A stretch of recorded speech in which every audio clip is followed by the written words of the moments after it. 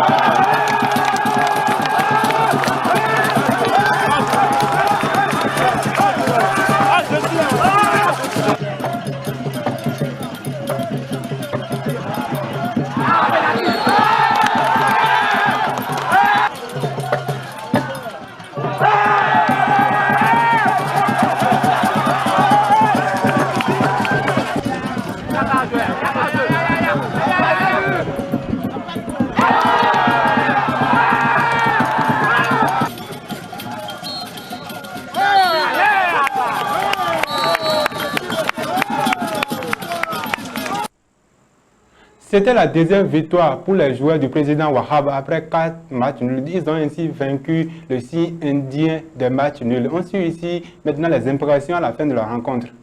Ce match, l'objectif c'était les 3 points, quelle que soit la manière. L'équipe en face aussi est venue, c'est pour jouer. On a été surpris sur un coup de pied arrêté. Et voilà, on n'a pas le choix là-bas, c'est le plus grand, ils ont mis le ballon au niveau de sa tête, il a su marquer. Et un deuxième but qui est arrivé à un moment très très faible de mon équipe. Et on était vraiment fatigués, les joueurs étaient fatigués parce qu'on attaquait haut, on amenait à chaque fois le ballon et ne marquait pas. Donc à un moment donné, c'est normal qu'on se fatigue, surtout les excentrés qui faisaient les allers-retours. Par contre, dans le jeu, ce qui m'a beaucoup tranquillisé, c'est qu'ils n'étaient pas plus forts que nous dans le jeu. Et on jouait et ils marquaient les buts. Donc en deuxième mi-temps, voilà, j'ai essayé de les galvaniser et de continuer à jouer. Et dès la première minute, de marquer le premier but dès la première minute et le reste viendra. Et voilà. Nous sommes en train de gagner 2-0. Maintenant, quand l'arbitre a changé maintenant, quand il a commencé à décourager les enfants, c'est ça qui a mené l'organisation et aggravé le score. C'est ça. Donc c'est tout, moi je vais vous dire aujourd'hui. Le match, ça n'a pas été facile. La première période, on a souffert, on a cassé 2 buts. Et voici la deuxième période, on a essayé de remonter et terminer 4-2 pour le match. On a suivi les conseils et voilà ce que ça a donné. On retient entre autres pour cette première 6e journée la première victoire de AS Tonnerre qui arrête ainsi sa mauvaise spirale. On a également Asvo qui a battu Panthère de Djougou sur le score de 2-0. Également, nous avons JS Pobet et Buffle qui ont fait match nul, 1 but partout. Nous avons Dragon qui a battu Énergie 1-0. Après cette 6e journée, le classement de la Vitala Ligue 1 se présente comme suit. Nous avons Esaïe qui est premier de la classe Vitala Ligue 1, suivi de Aspac qui est 2e. Les deux derniers sont évidemment UPI ONM 15e et Dynamo de Parakou 16e.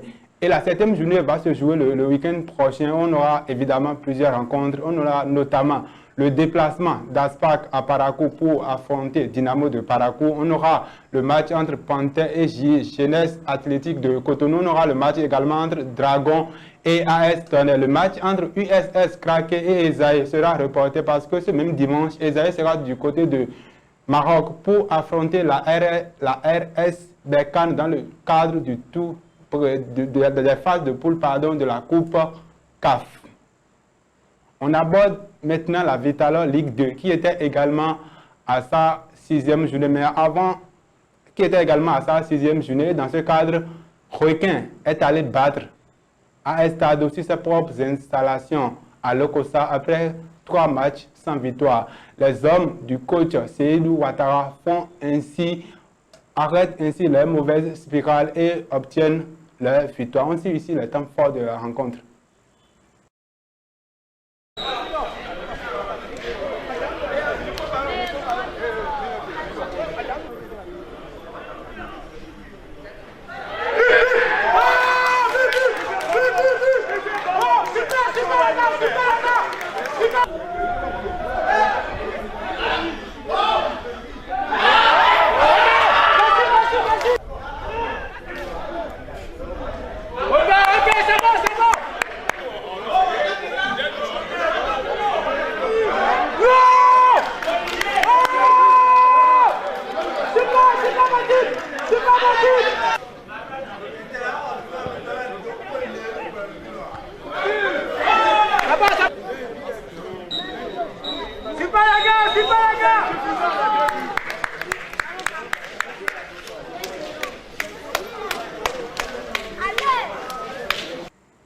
On peut dire donc que Requin a vaincu le signe indien et s'est remis dans le sens de la marche avec cette victoire contre AS Stade. On suit ici maintenant les impressions et analyses à la fin de la rencontre. J'ai joué ce match avec beaucoup de joueurs blessés. J'espère les récupérer dans la semaine pour préparer le prochain match. Il y a aussi un travail tactique. Les joueurs ne sont pas disciplinés tactiquement. Et vraiment, ça fausse le calcul. Sinon, vous regardez les débuts qu'on a encaissés, ce n'est pas manque de communication entre le gardien et le défenseur. C'est difficile quand c'est comme ça. Le travail de toute une semaine qu'on partage comme ça, ça fait très mal. Aujourd'hui, je suis satisfait. On a mal joué, mais je suis satisfait. Et je pense que c'est un départ pour nous, pour vraiment l'objectif du championnat. Oh, une satisfaction, une grande satisfaction parce que ce n'était pas gagné d'avance. C'est à Stade et puis ils sont à domicile, un club que nous respectons beaucoup. Mais moi, la fois dernière, je vous avais dit, c'était 2 matchs nuls d'affilée, mais j'étais quand même confiant parce que je savais qu'il y avait un travail qui s'abattait derrière. Donc forcément, la victoire de ce soir, ce n'est que le fruit de ce qu'on a eu à faire. Et je pense que c'est lancé comme ça et puis c'est parti notre championnat. Le résultat le plus marquant de cette 6e journée de la Vitala Ligue 2 est le coup d'arrêt d'Avranco Omnisport qui a pris une valise défaite à l'arrivée 5-0 contre Cavalier de Niki. On a également Dynamo d'Abomey qui a battu Assos 1-0. Dynamique et Espoir de Savalo qui ont fait match nul 0 but partout. Audio qui a été battu par Adidja 2-1. Nous avons Soleil qui a obtenu sa première victoire de la saison en prenant le meilleur sud d'ADFC sur le score à l'arrivée de 2-1. Après cette 6e journée de la Vitala Ligue 2, le classement de la Vitala Ligue 2 se présente comme suit. Dans le peloton de tête, nous avons Dynamo d'Abomey qui est premier avec 15 points, suivi des Cavaliers de Niki qui a 12 points, Adidja 3e qui a également 12 points. Les deux derniers sont Dynamique 17e et AS Police 18e. On faut dire qu'avec sa victoire de la précédente journée, les Requins de l'Atlantique remontent à la 8e place de la Vital'Or Ligue 2. Et la Vital'Or Ligue 2 va se poursuivre le week-end prochain avec la 7e journée. On aura, entre autres rencontres, évidemment, il y aura le match entre Requin et Assos le dimanche à 16h à Akpakpa, qu'on appelle encore Cotonou 2. Au-delà de ce match, on aura évidemment plusieurs autres rencontres. Il y aura le match entre Entente de Kandi et AS Stado. On aura Espoir de Savalou qui va affronter Avrankou Omnisport. On aura le Dynamo d'Abomey, l'actuel leader de la Vital'Or Ligue 2 qui va affronter Dadje FC. Eh bien, ça en est fini pour la Vital'Or Ligue 1 et 2. Vous savez désormais tout sur cette compétition. Je reviens à mon invité du jour. Avant d'aborder le sujet qui vous a amené sur ce plateau, j'ai envie de vous demander, est-ce que vous avez l'habitude de suivre le football au plan national? Oui, très bien.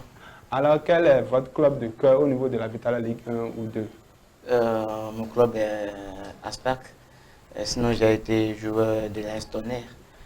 Mais bon, sur le plan national, j'aime l'équipe d'Aspac. Mais vous aimez l'équipe d'Aspac. Maintenant, on va parler de ce qui vous a amené sur ce plateau. Vous êtes revenu au Bercail le samedi dernier, après 4 mois en Chine. Alors, qu'est-ce que vous avez fait de l'autre côté, dans le pays le plus peuplé au monde? En Chine, nous avons reçu la formation du Tai Chi. Et le Tai Chi, nous avons reçu la bosse du Tai Chi, ce qui est différent du Tai Chi qu'on faisait au Bénin. Le Tai Chi qu'on faisait au Bénin, c'était juste pour garder la forme physique, c'était pour les adultes. Mais la bosse maintenant, c'est pour le combat. Voilà. Après ça, nous avons appris aussi les épées. Nous avons appris le Tai Chi éventail. Donc, nous avons acquis beaucoup de choses d'abord. Je vois que vous avez des médailles au cou, donc je suppose que de l'autre côté, vous avez également fait une compétition, parce qu'on ne donne pas les médailles dans la rue, non? Nous avons eu à faire 2 compétitions, et nous avons eu à faire le Tai Chi menu, la bosse du Tai Chi, et puis le Tai Chi épée. Alors, pendant cette compétition, le Bénin a pu glaner combien de médailles? Le Bénin est revenu au pays avec 16 médailles, donc dont 3 or, 10 argent et puis 3 bronzes. Alors, c'était une compétition mondiale. Alors, quel est le rang que le Bénin a occupé pendant cette compétition-là? Le Bénin a occupé la première place. Devant Oui. la Chine, le Japon, tous ces pays? Oui, le Bénin a occupé la première place parce que nous sommes venus au pays avec le premier prix, le deuxième prix, le troisième prix. Donc, ça veut dire qu'au plan mondial, maintenant, dans le Kung Fu, dans le Tai Chi, le Bénin, quand même, est un pays respecté. Oui, voilà. Alors, tout cela, vous avez fait le voyage. Il y a évidemment des gens qui vous, je suppose, le président qui vous a accompagné. Vous êtes maintenant revenu au pays. Quelle est la suite maintenant? La suite maintenant est d'apprendre au peuple béninois ce qu'on a appris en Chine, le nouveau Tai Chi, et partager avec tout le peuple béninois. C'est ce qu'on veut, ça. Maintenant, voilà le Kung Fu qui est en train de faire de très bonnes choses. Est-ce que vous n'avez pas peut-être un message pour dire aux parents de venir quand même inscrire leurs enfants dans des clubs de Kung Fu qui se retrouvent peut-être dans tous les départements de notre pays, le Bénin? Oui, sinon, en fait, je pense que le ministre a ouvert un projet pour donner les cours aux élèves dans les collèges respectés. Donc, j'appelle les ministres à plus nous aider dedans, là, pour donner ce qu'on a appris en Chine au peuple béninois. Parce que les arts martiaux, maintenant, ce n'est pas ce qu'on disait. Maintenant, c'est la professionnalité maintenant. C'est la professionnalité. Votre président, M. Ernest Ido, il a organisé récemment la grande cérémonie de la résurrection du Kung Fu. C'était à Akpakpa, au Badia Web TV. Je pense également que lui, il fait beaucoup pour vous. Ouais, tout d'abord, je remercie le ministre, je remercie l'ambassade de la Chine près du Bénin, le directeur du centre culturel chinois et monsieur le président du Kung Fu, monsieur Ido NS, le vice-président aussi, monsieur Marius Okankouno, pour tous ceux qui sont en train de rapporter pour le Kung Fu béninois. Et nous sommes vraiment contents de leur accueil à l'aéroport. Nous sommes partis sans rien, sans personne, mais nous sommes revenus, on a eu un accueil chaleureux à l'aéroport. Donc je les remercie pour tout ceci. Bonne chance et bonne suite au Kung Fu béninois. Mais comme je l'avais dit en début d'émission, pour moi, celui qui mérite de gagner le ballon d'or cette année, c'est Sadio Mané. Il n'y a pas photo, il n'y a même pas discussion à faire. Si on devrait être objectif et donner le ballon d'or à celui qui le mérite, c'est bien Sadio Mané qui devrait le remporter cette année. Mais Sadio Mané sera-t-il le deuxième Africain à gagner le ballon d'or après George Weah qui l'a gagné en 1995? Nous aurons la réponse le 2 décembre prochain à la cérémonie qui sera d'ailleurs qui sera dirigée de main de maître par Didier Drogba, l'ancien goléador de Chelsea et de la Côte d'Ivoire. Alors, Mohael, votre mot de fin sur cette émission? Je continue toujours par remercier Monsieur le ministre de la jeunesse sportive béninoise et notre président, M. Idou NS aussi, pour tout ce qu'il a entendu rapporter au fond béninois. Merci beaucoup. Merci à toutes et à tous pour votre aimable attention. Continuez à vous abonner à Ovadia Web TV car le meilleur reste à venir.